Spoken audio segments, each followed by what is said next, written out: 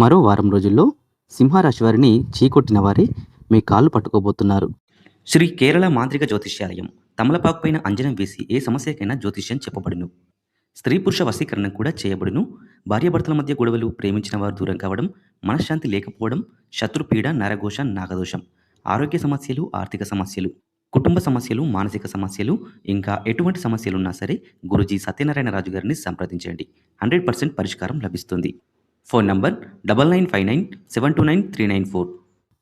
మరి ఈ వారం రోజుల్లో సింహరాశి వారికి ఆశ్చర్యకరమైన పరిణామాలు చోటు చేసుకునే సూచనలున్నాయి.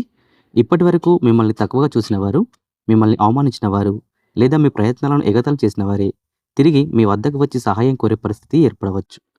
మీరు సాధించిన చిన్న విజయాలు ఇప్పుడు పెద్ద గుర్తింపుగా మారి మీ విలువను వారికి తెలియజేస్తాయి. ఈ సమయంలో మీకు గర్వం రావడం సహజం, కానీ అహంకారం పెరగకుండా జాగ్రత్త పడాలి. మిమ్మల్ని చెడుగా చూసిన వారిని మీరు ఎలా స్పందిస్తారో అదే మీ గొప్పతనాన్ని చూపిస్తుంది.